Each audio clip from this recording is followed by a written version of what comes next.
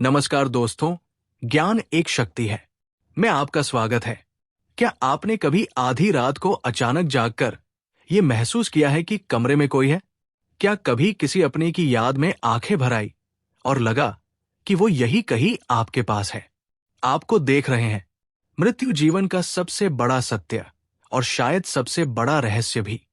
हम सब ने कभी ना कभी किसी अपने को खोया है। उनके जाने के बाद जो एक खालीपन रह जाता है, वो अक्सर एक सवाल को जन्म देता है। क्या वो चले गए या यही है? क्या वो हमें देखते हैं? क्या मृत्यु के बाद आत्मा वापस अपने घर, अपने परिवार को देखने आती है? ये एक ऐसा सवाल है जो सदियों से इंसान के मन को कुरेदता रहा है। ये सिर्फ एक सवाल नहीं, बल्कि उम्मीद, डर, प्यार और बिछो की मिलीजुली भावना है। आज हम किसी सुनी सुनाई बात या मनगढ़ंत कहानी पर नहीं, बल्कि हिंदू धर्म के प्राचीन ग्रंथों और मान्यताओं के गहरे सागर में उतरकर इस रहस्य की परतों को खोलने की कोशिश करेंगे। ये सफर थोड़ा लंबा होगा, थोड़ा भावुक और थोड़ा रहस्यमय भी। तो अपनी सांसें थाम लीजिए और अंत तक हमारे साथ बने रहिए, क्योंकि जो आज आप जानेंगे वो शायद दुनिया को देखने का आपका नजरिया हमेशा के लिए बदल दे। कल्पना कीजिए उस एक पल की, वो पल जब सांसों की डोर टूटती है। शरीर जो जीवन भर आत्मा का वाहन रहा, अब शांत और निश्चिष्ट पड़ा है। लेकिन कहानी यहां खत्म नहीं होती, बल्कि यहीं से तो एक अनजाने, एक अकल्पनीय सफर की शुरुआत होती है। हिंदू धर्म ग्रंथों के अनुसार मृत्यु केवल स्थूल शरीर का अंत है। आत्मा का नहीं, आत्मा जो ऊर्जा का, चेतना का एक अंश है, वो अजर है, अमर है। जैसे ही प्राण शरीर को छोड़ते हैं, आत्मा एक अजीब सी स्थिति में खुद को पाती है। एक ऐसी स्थिति जिसे शब्दों में बयां करना लगभग असंभव है। सैकड़ों हजारों स्मृतियां, भावनाएं, मोह, अधूरी इच्छाएं सब एक साथ उस पर हावी हो जाती है। उसे समझ ही नहीं आता कि उसके साथ हुआ क्या है। वो अपने ही शांत पड़े शरीर को देखती है, अपने रोते बिलखते परिवार को देखती है। वो सबसे बात करने की कोशिश करती है, उन्हें छूने की, उन्हें ये बताने की कि मैं यही हूं, मैं कहीं नहीं गया। लेकिन उसकी आवाज किसी तक नहीं पहुंचती। उसकी उपस्थिति को कोई महसूस नहीं कर पाता। ये उसके जीवन की सबसे बड़ी बेबसी होती है। सोचिए उस आत्मा की पीड़ा को, जिस घर को उसने अपने हाथों से बनाया था, जिस परिवार को उसने अपने खून पसीने से सींचा था। आज उसी घर में वो एक अदृश्य मेहमान बनकर रह गई है। वो देख सकती है, सुन सकती है, महसूस कर सकती है, लेकिन कुछ कह नहीं सकती, कुछ कर नहीं सकती। ये वो समय होता है जब मुंह की रस्सी सबसे ज्यादा कसकर आत्मा को अपनी ओर खींचती है। गरुड़ पुराण, जो विशेष रूप से मृत्यु के बाद के जीवन और आत्मा की यात्रा का वर्णन करता है, बताता है कि मृत्यु के तुरंत बाद आत्मा लगभग 13 दिन तक अपने घर और प्रियजनों के आसपास ही भटकती रहती है। इसका कारण है गहरा लगाव, गहरा मोह। जीवन भर के रिश्ते, जीवन भर की आदतें इतनी आसानी से कहां छूटती हैं? आत्मा को यह स्वीकार करने में ही बहुत समय लग जाता है कि वो अब उस दुनिया का हिस्सा नहीं है जिसमें उसने अपनी पूरी जिंदगी गुजारी। इन 13 दिनों में परिवार द्वारा किए जा रहे क्रियाकर्म, पिंडदान, तर्पण, ये सब सिर्फ रीति रिवाज नहीं है। ये उस भटकती हुई आत्मा के लिए एक संदेश है, एक सहारा है। जब पिंडदान किया जाता है तो ये उस आत्मा को तृप्ति और ऊर्जा प्रदान करता है, ताकि वो अपनी आगे की यात्रा पर निकल सके। हर मंत्र, हर आहुति उस आत्मा को ये एहसास दिलाती है कि उसके प्रियजन उसे भूल नहीं गए हैं, बल्कि उसकी शांति और सद्गति के लिए प्रार्थना कर रहे हैं। ये क्रियाएं उस मोह के बंधन को धीरे धीरे काटने का काम करती है, जो उसे पृथ्वी लोक से बांधे हुए है। इन दिनों में आत्मा अपने परिवार के हर सदस्य के हर भाव को देखती है। कौन उसके जाने से सचमुच दुखी है, कौन सिर्फ दिखावा कर रहा है, कौन उसकी विरासत को लेकर चिंतित है, और कौन उसके आदर्शों को आगे बढ़ाने का संकल्प ले रहा है। ये उसके लिए एक आईने की तरह होता है, जिसमें उसे रिश्तों की असलियत दिखाई देती है। ये अनुभव सुखद भी होता है और अत्यंत पीड़ादायक भी। अपने बच्चों को अपने लिए रोता देखकर उसे अथाह प्रेम महसूस होता है, लेकिन उन्हें दिलासा न दे पाने की विवशता उसे तोड़कर रख देती है। ये वो क्षण होते हैं जब आत्मा अपने जीवन का मूल्यांकन करती है। उसे अपने किए हुए अच्छे कर्म याद आते हैं और बुरे कर्म भी एक चलचित्र की तरह उसकी आंखों के सामने घूम जाते हैं। उसे अपनी गलतियां, अपने कहे कड़वे बोल, अपने दिए हुए धोखे सब कुछ याद आता है और उसे पछतावा होता है, एक गहरा असनीय पछतावा। काश उसे थोड़ा और समय मिल गया होता, काश वह किसी से माफी मांग पाता, काश वह किसी के लिए कुछ और अच्छा कर पाता। लेकिन अब समय का पहिया आगे बढ़ चुका था। इस दौरान घर का वातावरण बहुत भारी और संवेदनशील हो जाता है। कई लोग महसूस करते हैं कि घर में किसी की उपस्थिति है। कभी किसी चीज का बेवजह गिर जाना, कभी किसी की परछाई का दिखना, कभी दरवाजे पर हल्की सी दस्तक, या बस एक एहसास कि कोई आपको लगातार देख रहा है। ये सब उस आत्मा की छटपटाहट का ही प्रतीक हो सकता है जो अपनी उपस्थिति दर्ज कराने की डेस्परेट कोशिश कर रही है।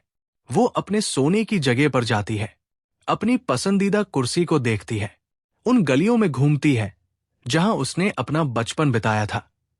हर चीज उसे अपनी ओर खींचती है, हर याद उसे जकड़ लेती है। लेकिन ये सिलसिला हमेशा नहीं चल सकता। प्रकृति का नियम अटल है। जैसे ही 13 दिन की अवधि पूरी होती है और अंतिम क्रिया कर्म संपन्न होते हैं, एक महान और भयानक यात्रा का आरंभ होता है। यम के दूत, जिन्हें यमदूत कहा जाता है, उस आत्मा को लेने के लिए आते हैं। उनका स्वरूप आत्मा के कर्मों के अनुसार ही दिखाई देता है। पुण्य आत्माओं के लिए वो सौम्य रूप में आते हैं, जबकि पापी आत्माओं के लिए उनका रूप अत्यंत भयावक और डरावना होता है। अब आत्मा को ये आभास हो जाता है कि उसे अपने प्रिय घर और परिवार को छोड़कर जाना ही होगा। ये विदाई का असली समय होता है। वो एक आखिरी बार अपने रोते हुए परिवार को देखती है, अपने घर की दहलीज को देखती है और भारी मन से ना चाहते हुए भी यमदूतों के साथ एक ऐसे रास्ते पर चल पड़ती है जो अनजान है, रहस्यमयी है और जहां से वापसी का कोई मार्ग नहीं है। ये यात्रा आसान नहीं होती। इसे वैतरणी नदी का सफर कहा जाता है। गरुड़ पुराण में इसका बहुत ही विस्तृत और भयावह वर्णन है। ये कर्मों का हिसाब चुकाने की पहली सीढ़ी है। जिन्होंने जीवन में पुण्य किए हैं, दान धर्म किया है, उनके लिए ये यात्रा सुगम हो जाती है। लेकिन जिन्होंने पाप किए हैं, दूसरों को सताया है, उनके लिए ये यात्रा कष्टों और पीड़ाओं से भरी होती है। आत्मा को अपने जीवन में किए गए हर छोटे बड़े कर्म का फल यहीं से मिलना शुरू हो जाता है। लंबी और कठिन यात्रा के बाद आत्मा यमराज की सभा में पहुंचती है, जिसे यमपुरी या धर्मपुरी कहा जाता है। यहां धर्मराज, यम न्याय के देवता विराजमान होते हैं। उनके साथ होते हैं चित्रगुप्त, जिनके पास हर प्राणी के हर एक कर्म का लेखा जोखा होता है, जिसे अग्रसंधानी नामक बही में दर्ज किया जाता है। आपने जीवन में क्या सोचा, क्या कहा और क्या किया, इसका पूरा रिकॉर्ड उनके पास होता है। कुछ भी छिपा नहीं है। चित्रगुप्त उस आत्मा के कर्मों का पूरा वही खाता यमराज के सामने पढ़ते हैं। पुण्य और पाप दोनों को तराजू पर तोला जाता है। यहां कोई वकील नहीं होता, कोई सिफारिश नहीं होती। आपका कर्म ही आपका वकील है और आपका कर्म ही आपका गवाह। आत्मा चुपचाप सिर झुकाए अपने कर्मों का विवरण सुनती है। उसे अपने जीवन की हर घटना याद आ जाती है। उसे याद आता है कि कब उसने किसी भूखे को खाना खिलाया था और कब उसने किसी जरूरतमंद को दुत्कार दिया था, कब उसने सच का साथ दिया था और कब उसने झूठ का सहारा लिया था। इस न्याय सभा में पूरी पारदर्शिता होती है। आत्मा को भी अपनी गलतियों का एहसास होता है। कर्मों के इसी लेखे जोखे के आधार पर यमराज अपना निर्णय सुनाते हैं। ये निर्णय तय करता है कि आत्मा की अगली मंजिल क्या होगी। क्या उसे अपने अच्छे कर्मों के फलस्वरूप स्वर्ग के सुख भोगने का अवसर मिलेगा, या उसे अपने बुरे कर्मों की सजा भुगतने के लिए नरक की यातनाएं सहनी पड़ेंगी, या फिर उसे एक और गति प्राप्त होगी। और यहीं पर हमारे मूल प्रश्न का एक और गहरा रहस्य खुलता है।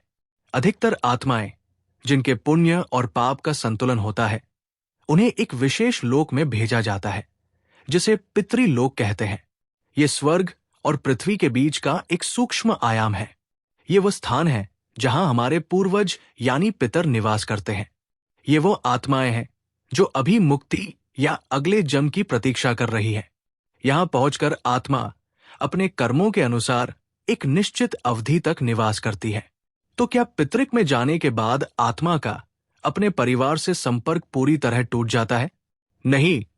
यहीं पर हिंदू धर्म की एक बहुत ही खूबसूरत और गहरी अवधारणा सामने आती है, और वो है श्राद्ध या पितृपक्ष। शास्त्रों के अनुसार साल में एक बार 16 दिनों की एक विशेष अवधि आती है जिसे पितृपक्ष कहा जाता है। माना जाता है कि इन दिनों में पितृलोक के द्वार पृथ्वी के लिए खोल दिए जाते हैं। यमराज सभी पितरों को ये अनुमति देते हैं कि वे पृथ्वी पर जाकर अपने वंशजों द्वारा दिए गए तर्पण और भोजन को ग्रहण कर सकें। इस दौरान हमारे पूर्वज आत्माएं वापस आती हैं। वो अपने घर के दरवाजे पर आकर खड़ी होती है। वो देखती है कि उनके बच्चे, उनके वंशज उन्हें याद कर रहे हैं या नहीं। वो उम्मीद करती है कि उन्हें जल और अन्न से तृप्त किया जाएगा। ये उनका अधिकार है। ये वापसी भौतिक नहीं होती। वो हमें अपनी आंखों से दिखाई नहीं देते, लेकिन उनकी उपस्थिति को महसूस किया जा सकता है जब हम पूरे श्रद्धा भाव से उनके नाम का तर्पण करते हैं, ब्राह्मणों को भोजन कराते हैं, कौवों, कुत्तों और गायों के लिए अंश निकालते हैं, तो वे सूक्ष्म रूप में इसे ग्रहण करते हैं और तृप्त होते हैं। उनकी ये तृप्ति ही हमारे लिए उनका आशीर्वाद बन जाती है। कभी आपने सोचा है कि क्यों अक्सर बड़े बुजुर्ग कहते हैं कि पितृपक्ष में कोई नया शुभ काम शुरू नहीं करना चाहिए? या क्यों इन दिनों में सादा जीवन जीने पर जोर दिया जाता है? क्योंकि ये समय हमारे पूर्वजों के प्रति सम्मान और कृतज्ञता व्यक्त करने का है। ये जश्न का नहीं, बल्कि याद करने का, आभार जताने का समय है। जब पितर अपने घर आते हैं और देखते हैं कि उनका परिवार खुश है, एकजुट है और उन्हें सम्मान पूर्वक याद कर रहा है, तो वे प्रसन्न होकर आशीर्वाद देते हैं। उनकी कृपा से परिवार में सुख, शांति, समृद्धि और वंश वृद्धि होती है। रुके हुए काम बनने लगते हैं, बीमारियों से छुटकारा मिलता है। लेकिन जब वो आते हैं और देखते हैं कि घर में कला है, कोई उन्हें याद करने वाला नहीं, उनके नाम का श्राद्ध या तर्पण नहीं किया जा रहा, तो वे दुखी और अतृप्त होकर लौट जाते हैं। उनकी ये अतृप्ति, उनका ये दुख परिवार के लिए एक श्राप की तरह काम करता है, जिसे पितृदोष कहा जाता है। पितृदोष के कारण परिवार की उन्नति रुक जाती है, घर में अशांति का माहौल रहता है और संतान संबंधी समस्याएं भी उत्पन्न हो सकती है। तो इस सवाल का जवाब कि क्या आत्मा वापस आती है? हाँ, आती है। विशेषकर पितृपक्ष के दौरान वो एक मेहमान की तरह आती है, प्यार और सम्मान की उम्मीद लेकर आती है। वो भौतिक रूप से हमसे बात नहीं कर सकती, लेकिन अपनी ऊर्जा और अपनी भावनाओं से हम पर गहरा प्रभाव डालती है। कभी कभी केवल पितृपक्ष में ही नहीं, अन्य समयों पर भी आत्माओं का अपने परिवार से एक जुड़ाव बना रहता है। ये विशेषकर उन आत्माओं के साथ होता है जिनकी मृत्यु अकाल हुई हो, जैसे कोई दुर्घटना या आत्महत्या। ऐसी आत्माओं की कई इच्छाएं अधूरी रह जाती है, उनका मोह बहुत प्रबल होता है। ऐसी आत्माएं अक्सर पितृक तक की यात्रा भी पूरी नहीं कर पाती और प्रेत योनि में भटकती रहती है। वो अपने परिवार के आसपास ही रहती है, कभी कभी सपनों के माध्यम से या किसी और संकेत से संपर्क करने की कोशिश करती है। उनका उद्देश्य अक्सर अपने परिवार को किसी आने वाले संकट से आगाह करना या अपनी कोई अधूरी इच्छा बताना होता है। आपने अक्सर सुना होगा कि किसी को सपने में उसके मृत परिजन दिखाई दिए और उन्होंने कुछ कहा जो बाद में सच साबित हुआ, या किसी बड़े संकट के समय अचानक ऐसा लगा जैसे किसी अदृश्य शक्ति ने मदद कर दी हो। ये सब हमारे पितरों का, हमारी प्रिय आत्माओं का ही सूक्ष्म संरक्षण हो सकता है। वो हमें देख रहे हैं, वो हमारा भला चाहते हैं। लेकिन ये चक्र यही समाप्त नहीं होता। पितृक भी एक अस्थायी पड़ाव है। जैसे बैंक में जमा आपका पुण्य और पाप का बैलेंस होता है, उसी के अनुसार वहां रहने की अवधि तय होती है। जब वो अवधि पूरी हो जाती है और आत्मा के कर्मों का फल समाप्त हो जाता है, तो उसे फिर से एक नई यात्रा पर निकलना पड़ता है। ये यात्रा है पुनर्जन्म की। आत्मा अपने बचे हुए कर्मों और अपनी अधूरी इच्छाओं के बोझ को लेकर फिर से पृथ्वी लोक पर एक नया शरीर धारण करने के लिए आती है। उसे कैसा शरीर मिलेगा, किस परिवार में जन्म मिलेगा, उसका जीवन सुखी होगा या दुखी, ये सब उसके पिछले जन्म के संचित कर्मों पर ही निर्भर दुखी ये सब उसके पिछले जन्म के संचित कर्मों पर ही निर्भर करता है। और पुनर्जन्म का सबसे बड़ा नियम यह है कि जन्म लेते ही आत्मा अपनी पिछली सभी स्मृतियों को भूल जाती है। उसे अपना पिछला जीवन, अपना पिछला परिवार कुछ भी याद नहीं रहता। प्रकृति का ये नियम बहुत जरूरी है।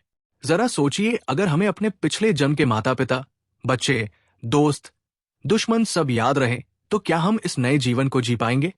ये एक असहनीय बोझ बन जाएगा। इसलिए प्रकृति स्मृति का पर्दा गिरा देती है। तो वो आत्मा जो कभी अपने परिवार को देखने के लिए तड़प रही थी, अब एक नए शरीर में एक नए परिवार के साथ अपना नया जीवन शुरू करती है। अपने पुराने परिवार को पूरी तरह भुलाकर ये चक्र जन्म और मृत्यु का ये पहिया अनवरत चलता रहता है। लेकिन क्या इस चक्र से बाहर निकलने का कोई रास्ता है? हाँ, है। और उस रास्ते को कहते हैं मोक्ष। मोक्ष का अर्थ है मुक्ति, जन्म और मृत्यु के इस चक्र से हमेशा के लिए आजाद हो जाना। ये उन पुण्य आत्माओं को प्राप्त होता है जिन्होंने अपने जीवन में निष्काम कर्म किए हैं, ईश्वर की भक्ति की है और आत्मज्ञान प्राप्त कर लिया है, जिन्होंने ये समझ लिया है कि ये संसार, ये रिश्ते, ये सब नश्वर है और असली सत्य केवल परमात्मा है। ऐसी आत्मा को ना तो स्वर्ग के सुख का मोह होता है, ना पितृक में रहने की इच्छा और ना ही उसे पुनर्जन्म लेना पड़ता है। वो आत्मा सीधे परमात्मा के दिव्य प्रकाश में विलीन हो जाती है। वो परम शांति को उपलब्ध हो जाती है और जो आत्मा मोक्ष को प्राप्त कर लेती है वो फिर कभी वापस नहीं आती। क्यों?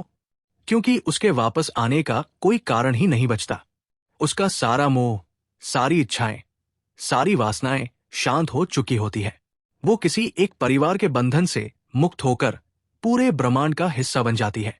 तो अंत में इस गहरे और भावुक सवाल का सार क्या है? क्या मृत्यु के बाद आत्मा वापस अपने घर परिवार को देखने आती है? इसका उत्तर एक सीधा हाँ या ना नहीं है। ये कई परतों में छिपा हुआ एक गहरा सत्य है। हाँ, मृत्यु के तुरंत बाद आत्मा मोहवश कुछ दिनों तक अपने घर के आसपास रहती है। हाँ, पितृक से हमारे पूर्वज हर साल पितृ पक्ष में हमसे मिलने आते हैं, हमारा दिया हुआ अन्न जल ग्रहण करने आते हैं और हमें आशीर्वाद देते हैं। हाँ, कभी कभी विशेष परिस्थितियों में अकाल मृत्यु को प्राप्त आत्माएं सपनों या संकेतों के माध्यम से हमसे संपर्क साधने की कोशिश करती है। लेकिन अंततः हर आत्मा की यात्रा आगे बढ़ती है। या तो वह एक नया जन्म लेकर सब कुछ भूल जाती है या फिर वो मोक्ष को प्राप्त होकर सारे बंधनों से मुक्त हो जाती है। जो जुड़ाव हम महसूस करते हैं, जो प्यार हम अपने बिछड़े हुए प्रियजनों के लिए महसूस करते हैं, वो वास्तविक है। हमारी प्रार्थनाएं, हमारा श्राद्ध, हमारी यादें उन तक पहुंचती हैं और उनकी यात्रा में उनकी मदद करती है। वो भौतिक रूप से शायद हमारे साथ नहीं है, लेकिन एक ऊर्जा के रूप में, एक आशीर्वाद के रूप में, एक मीठी याद के रूप में वो हमेशा हमारे साथ रहते हैं। मृत्यु केवल शरीर का अंत है, रिश्ते का नहीं, प्यार का नहीं। वो एक अदृश्य धागे से हमेशा हमसे जुड़े रहते हैं, जब तक कि हम भी अपनी यात्रा पूरी करके उस परम सत्य में विलीन ना हो जाएं। हमें उम्मीद है कि इस गहरे और भावुक विषय पर हमारी ये प्रस्तुति आपके मन में उठ रहे कई सवालों को शांत कर पाई होगी और आपको एक नई दृष्टि दे पाई होगी। ये ज्ञान हमारे प्राचीन ग्रंथों की देन है, जो हमें जीवन और मृत्यु के रहस्यों को समझने में मदद करते हैं। अगर आपको हमारी ये कोशिश पसंद आई हो और ये जानकारी आपके दिल को छू गई हो, तो कृपया इस वीडियो को लाइक करें और इसे अपने दोस्तों और परिवार के साथ शेयर करें, ताकि ये ज्ञान और लोगों तक भी पहुंच सके। और अगर आप भविष्य में भी ऐसे ही गहरे और ज्ञानवर्धक विषयों पर वीडियो देखना चाहते हैं, तो हमारे चैनल ज्ञान एक शक्ति को सब्सक्राइब करना ना भूलें और बेल आइकन को जरूर दबाएं, ताकि हमारी कोई भी नई वीडियो आपसे मिस ना हो। आपके समय और ध्यान के लिए बहुत बहुत धन्यवाद।